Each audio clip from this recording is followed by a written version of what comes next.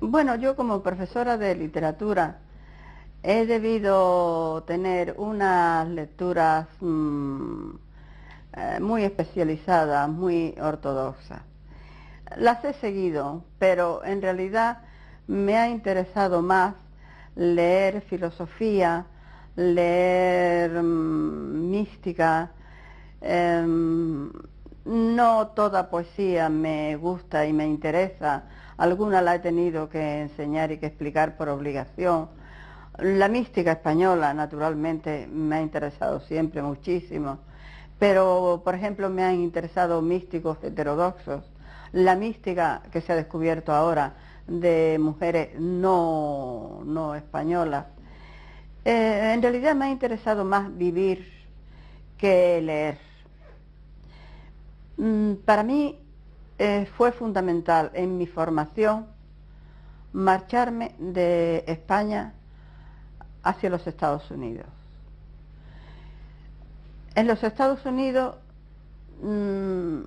yo podría resumir que lo que más me afectó, lo más importante que me ocurrió, fue darme cuenta de que yo no era una extraña, de que yo tenía razón en muchas de las cosas que me planteaba.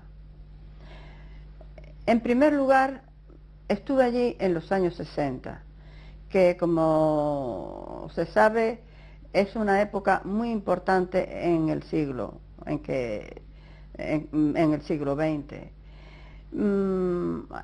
Allí conocí, bueno, una alumna mía, sus padres habían muerto en Dachau, otros en Auschwitz.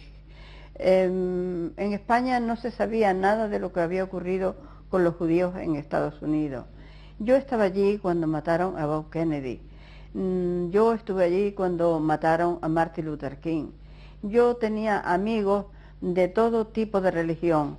Estuve en una sinagoga y cuando oí la Torá cantar, porque parecía que cantaban la Torá, a mí aquello me recordaban música de Andalucía. Es decir, las fronteras se fueron disipando y nunca me he sentido extranjera en ningún sitio en que he vivido, porque me he sentido involucrada en todos los acontecimientos que sucedían en los lugares en que estaba, ya fuese España, ya fuese los Estados Unidos o después Irlanda. Tenía amigos que conservo todavía. Lo mismo, era amiga mía y la quería muchísimo, una dama blanca, anglosajona, protestante, que un pantera negra, al que acabo de recuperar a través de esa bendición de internet, después de casi 30 años, ¿no? Mi vida es eso. Ahora puedo regresar a España, puedo vivir en España porque tengo seguridad en, en mí, dentro de todas las dudas razonables que un ser humano puede tener. Amistades. Yo recibí una vez, siendo estudiante, un libro de poemas de un señor llamado Ramón Sender. Yo no tenía ni idea, y yo estaba ya haciendo mi doctorado. No tenía ni idea de quién era ese señor, pero quise hacerle una crítica en la revista Ínsula de los poemas de ese libro. Empiezo a buscar bibliografía. Como buena estudiante necesitaba muchas notas al pie y mucho armamento crítico, y no encuentro nada de ese señor. Había desaparecido totalmente de la literatura española. Me acerco a un profesor de literatura y le pregunto, mire, ¿cómo puedo trabajar sobre este señor sin tener nada de él, ninguna bibliografía, no sé nada de él, de este escritor tan buen poeta? Y me dice, era un anarquista, como toda explicación. Luego conocí a Sender en los Estados Unidos. Y realmente era una de las personas más maravillosas que he conocido en mi vida. Era, bueno, yo cada vez que leo Crónica del Alba, para mí Sender, aunque llegó a cumplir 80 y algo, 80 y pocos años, murió muy pronto, era Pepe Garcés, el niño, seguía siendo un niño. Recuerdo que en Los Ángeles me llevó al Pacífico y dice muy seriamente: señor Pacífico, le presento a Julia Uceda. Claro, tengo una correspondencia, parte de la correspondencia con él se ha publicado, he querido publicarla para que vieran qué clase de persona era, muy desconocido absolutamente en España.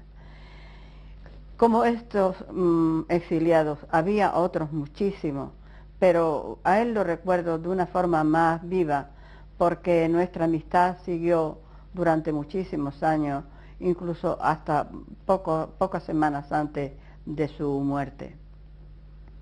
Yo traté de que viniese a España y tengo la correspondencia con miembros diplomáticos de España y de Estados Unidos, y nunca pudo regresar a España.